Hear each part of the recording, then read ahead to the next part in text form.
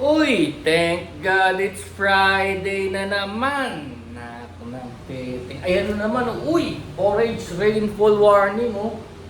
In Metro Manila, Rizal, Cavite, Batangas, oh. Nagbabanta, matinding pag-ulan, pagbaha, at pagguho ng lupa. Salamat sa emergency alert nyo, ha.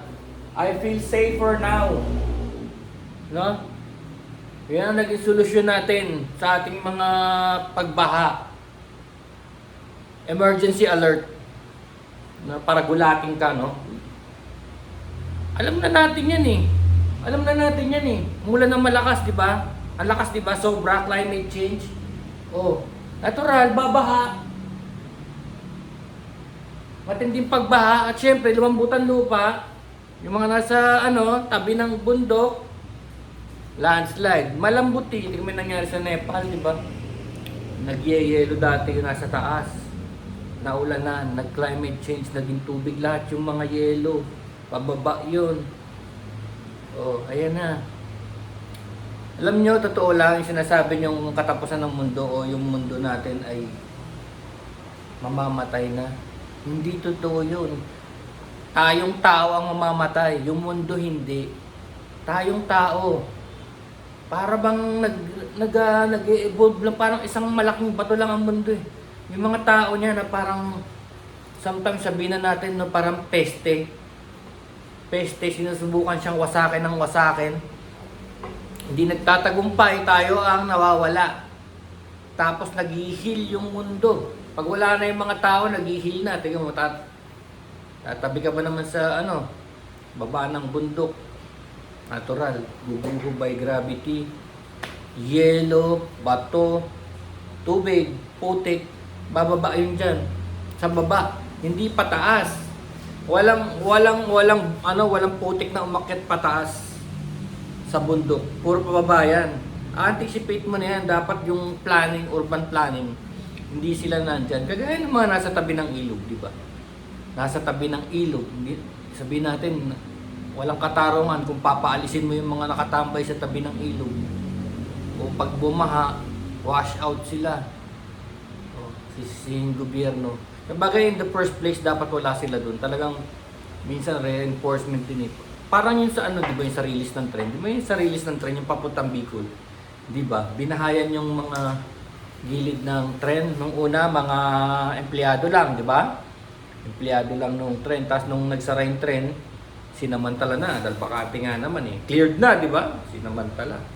Tapos pag dumadaan yung tren, doon na nila tinatapon yung mga basura nila sa tren, di ba? Enforcement. Sa gobyerno pa rin yun. Kasi yung enforcement niya. Pilipino, pag pinabayaan mo Pilipino, yari ka. Pag pinakalabit mo sa Pilipino yung daliri mo, kukunin yan buong braso. Alam niyo naman, dapat niya talaga enforcement. Kagaya nang nangyayari sa pinag-usapan natin kahapon, yung tungkol sa kahigpitan ng Singapore, ng Australia, di ba? Hindi kasi pwede.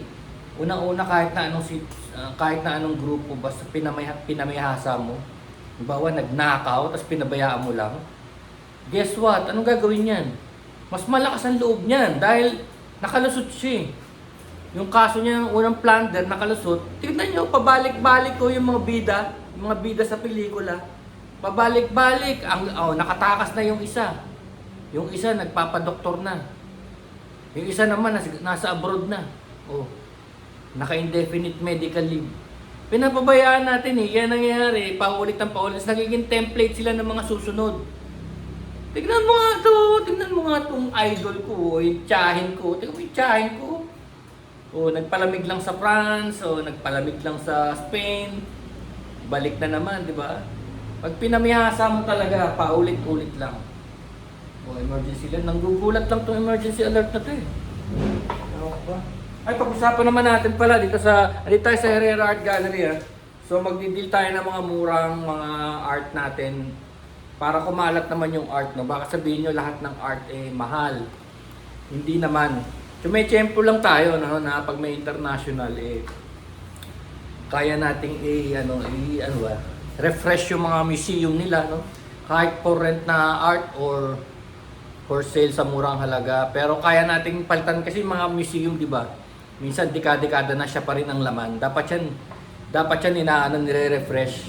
No, tinatago muna yung iba, tapos paglalabas ng bago, tapos yung bago na yun, may hangganan din lang, 3 months, 90 days, nirentahan lang, aalisin na uli, para magkaroon ng ma-refresh, no? Kasi pag pumunta, yung museum minsan, no, 5 dekada na, siya pa rin ang laman, no? Naalala ko nga yung mga museum na pinupuntahan ko nung bata ako, nung grade 1, grade 2 ako. Nakikita ko sa internet sa YouTube, 2026 na, siya pa rin ang laman at naalala ko pa. Naalala ko pa na ito pa rin yung mga bato, no? Kasi minsan tinitignan yung, alam niyo na yun, yung mga National Museum natin na may mga alam mo yun, yung mga jar ng mga sinauna, yung mga nahuhukay. Tapos sinasabi na rin nila yung mga bato sa area na to, sa Luzon, Visayas, Mindanao, sa tabi ng bulkan, di ba? Yung mga bato, hindi na yung naalis puro yung bato pa rin na yun ang nandun Kaya minsan nakaka-bore na, no? Dapat mini-mix and match ba? Yung mga bago naman na na-discover, no? Ipahinga muna yung iba, hindi naman tatapon, ipahinga, o kaya i-mix and match. Para bang, nakaka-umay din kasi, no? Yung mga museum na ganun. Siya nang siya. Ngayon ito, magde-deal tayo nito, magpapabid ako nito weekly. Pagka na may kumuha na nito, magpapabid tayo uli. Marami naman tayo dito Marami tayo dito sa gallery, no? Marami dun sa taas, ganyan. Ayan, tapos dito sa kabila, ayan. Yung mga nakasabit. Bali, ang lahat ng sukat na to ay gagawin nating A4. A4 siya. Para pagka pinagsama-sama, So ito, Art of the Chopper. Ginamitan to ng crayons, crepas, tsaka yung pencil, color pencil. Art of the Chopper. Original to, hindi to printed material. Original to. Ginagawa talaga to ng artist, customized. Ang bidding nito ay nagsisimula sa 100, no? I-comment nyo lang, no? Tapos after a week yun. Yun lang ang mga bidding niya, 100 pesos lang. Pwede kayong magkaroon ng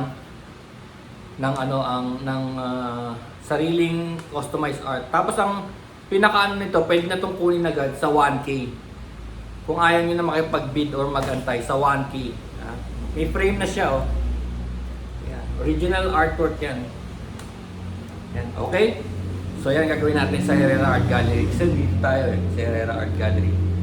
Okay, that's one. Tapos yung pangalawa, eto. Nakikita nyo to, filter to. Ayan Baka hindi nyo alam na merong ganito ang motor nyo. Filter. Dito dumadaan yung hangin papunta sa mga carb. Diba? Sa intake kasi diba fuel air mixture. Dito dadaan yung intake. Kaya yung mga tumitirik, usually dahil pinapasukan to. Kaya ito mataas. Alam nyo kung gaano kataas to? Nasa ilalim to ng upuan ng rider. Or sa ilalim ng gas tank, no?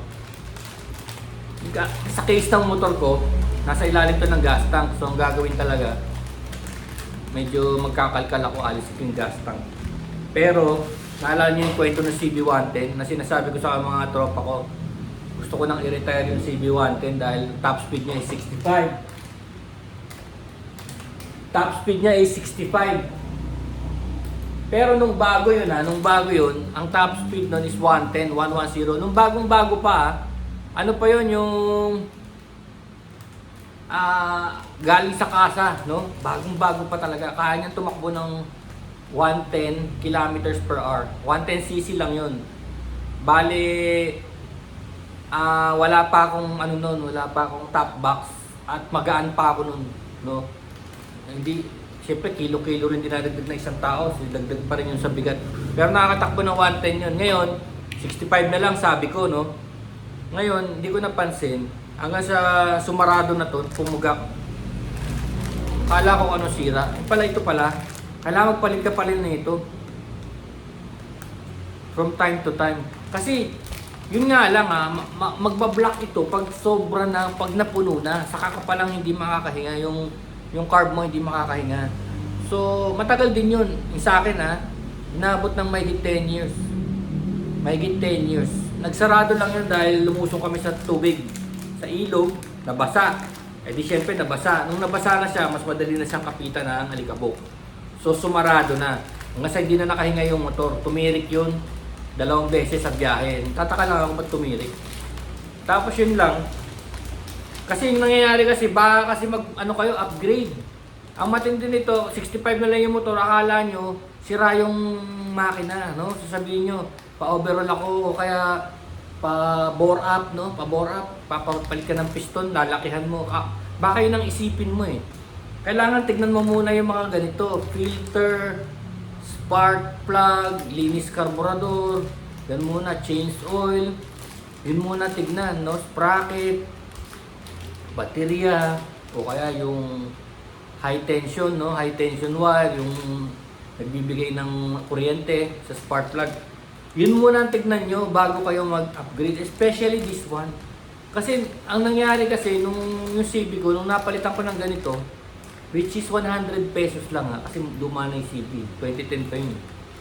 Ano na yun, pangmasa na yun. 100 pesos lang. Bumalik sa ano, 90 to 100 ang takbuhan niya. Bumalik siya, nabuhayan siya, wala akong ginagawa sa makina. Yun ang nangyari.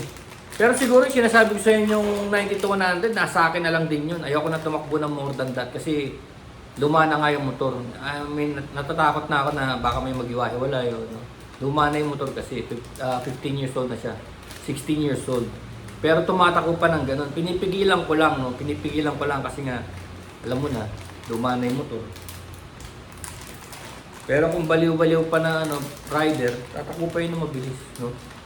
Kasi ang preno kasi nung CB na yun, ano, sa likod, drum.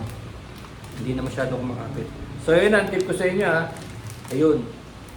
Susunod naman natin, condo. Baka gusto nyo mag-invest sa condo. Nagbebenta ako ng condominium.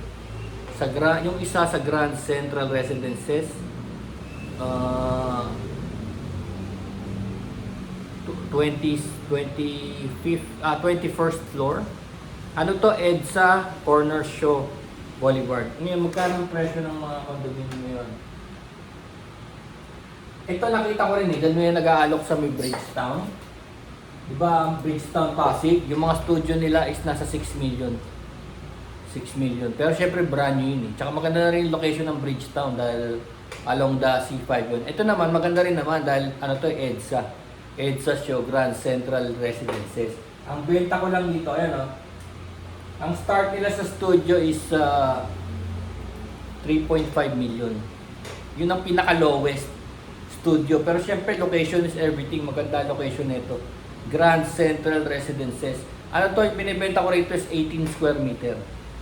1.8. Pero, may kasama kasing parking to eh. Doon sa presyong binibigay ko, may kasamang parking. So, lumalabas, 30 square meter to. Kasama yung parking. Kasi yung parking 12 square meter. Yung studio is 18. So maganda yun para sa isang single na nagtatrabaho doon sa area. Kaya mag-shota, ganun, no? Pwede sila doon. Kasi may kotse, tapos may 30 square meter total. Ang presyo ko lang nito is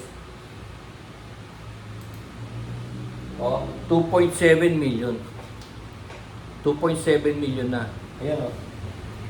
Ang facing nito, ang face nito, makikita mo pag ka sa balcony niya, makikita mo yung EDSA, yung train, sa Grand Central, yun o, Grand Central, kita-kita yung Grand Central, ito siya.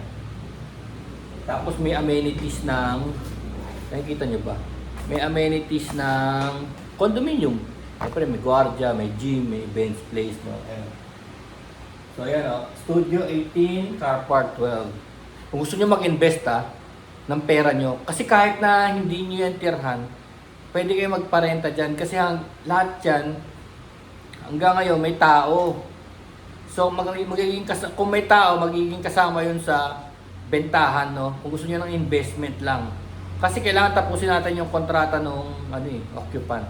Yearly ang contract nila. So kung makusundahan niyo to, bukod dun sa presyo ko, magiging sa inyo na yung renta hanggang sa umalis sila. Sabihin niyo na lang na hindi na sila magre-renew kasi may agent to. Yung mga pinaparent namin may agent, sila nag-aasikaso. Hindi ako halos naghahabol, no. Siguro iniisip niyo pa nagbi-business kayo na ganito. hinahabol nyo ng hinahabol yung mga tenant nyo. No? Text kayo ng text para may stress kayo pagka nag-miss ng payment. No? Kasi ang hirap nga naman mag-miss ng payment ngayon, tapos paano pa siya magbabayad sa susunod? Kung nag-miss na nga siya ngayon, sa susunod magiging doble ang sisingilin mo sa kanya. So ang hirap. Nakaka-stress yun kung wala kang agent. Eh may agent naman ako. Yung agent na yun, mapupunta rin sa inyo, papakilala ko rin sa inyo. Siya rin na magiging agent nyo. No? Kaya wala kayong problema, kikita talaga yung property kung hindi nyo titirahan. So maganda siyang investment. Kesa ron sa, naalala nyo yung boksingero na ano, diba?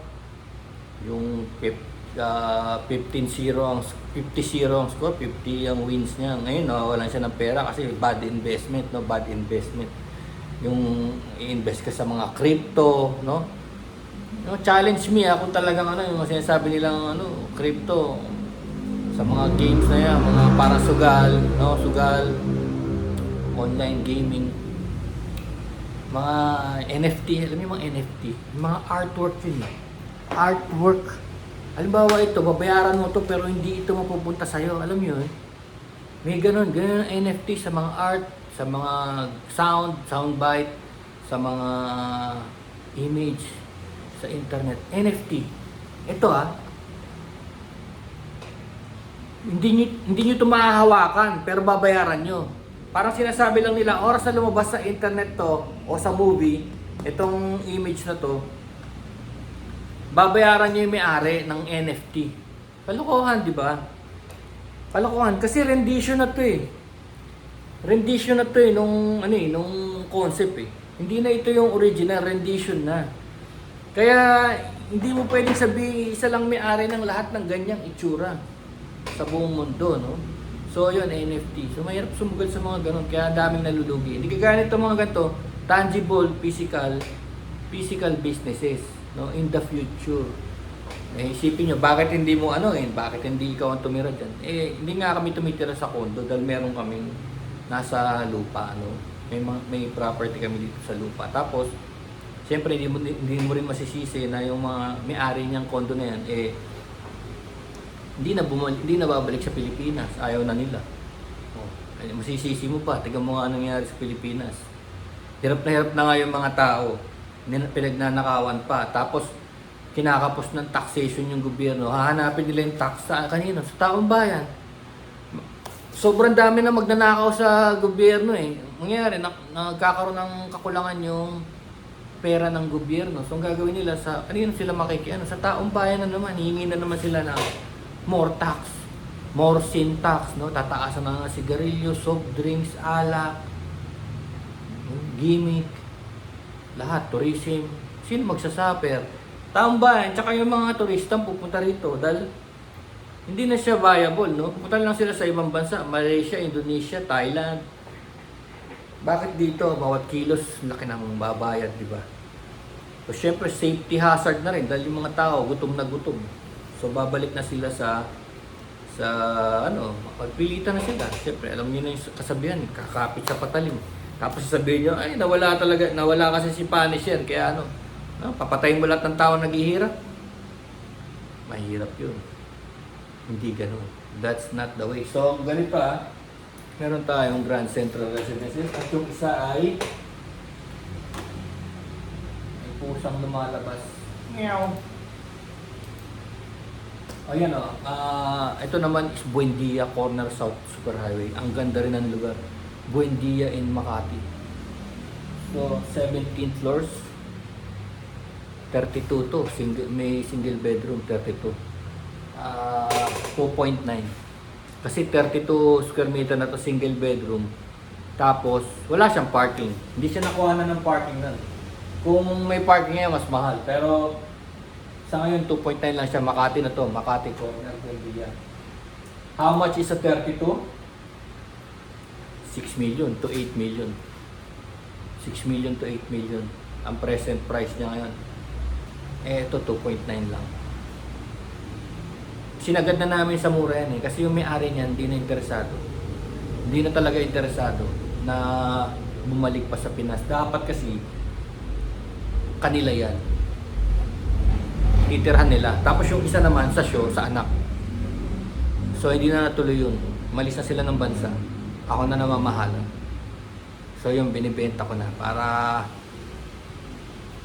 matapos na, no? So yun, murang-mura yung investment. Tapos, yung kagaya nga sinabi ko, kaya mag-alala dyan, may ahente yan. May ahente. No? Kung gusto nyo maging hands-on, pwede nyo gawing Airbnb. Kung gusto nyo maging hands-on, ha? Pero kung ayaw nyo, pahawak nyo lang sa ahente. Yung ahente ang bahala sa lahat ng documentation, tsaka lahat ng kontrata, and lahat ng hinaing niya. No? Yung hinaing nung tenant, no? Sabi niya, barado yung ganyan. Barado yung lababo, no? O la kuryente, gano'n. Bahala na yung ahente. Tapos yung ahente, hahanap siya ng gagawa. Tapos ma-minus na lang, papabayad sa akin, gano'n. Gano'n lang, hindi kayo masyado problema. So yan yung mga sa condo. Gusto nyo mag-invest sa condo, murang-mura yan. Wala pa ako nakitang ganyan. Ngayon kung gusto nyo pa ng mas mamahalin, gusto nyo sa Tiendesitas, meron doon mga 11 million. Ano na rin yun? Talagang presyong presyong hindi na interesado rin. Meron pa tayo kung gusto nyo pa rin sa iba, sa Jazz Residences. May contact din ako doon. Ganun din, alam mo yung mga nabibigla dati na kasi nung time na nagkaroon ng sugal, Pogo, ayun, ang dami nagrenta dyan mga Pogo bus. Wala na sila ngayon. Ayun, nagbakantihan lahat. Kaya ito, binibenta na ng murang-mura. Kumbaga, ang pagkabenta ng presyo ay presyo pa nung nakakuha. Yun. Kaya kung gusto nyo mga gano'n, gusto nyo ng mga 11 million, 20 million ng mga properties, ayaw nyo talagang kumuha ng isang bagong-bago talaga na medyo mahal. Ayun. Kuha na lang kayo mga 10 years old. Parang kotse rin, di ba? Mas mura pagka nagamit na. Pero, maganda yung lugar. Yung lugar din yung mabibili. Bago nga ito, pero lang, wala naman sa EDSA, di ba? Ito hindi. Talagang EDSA, Buendia, mga locations nito. Kumbaga, location muna bago yung building. Kasi yung room, pwede mo namang i-repaint. Pwede mo namang i-repair. Kasi room lang naman yan room. Diba? Siyempre, structurally sound dyan dahil yung buong building yan. Kung gusto nyo, contact me. Peace!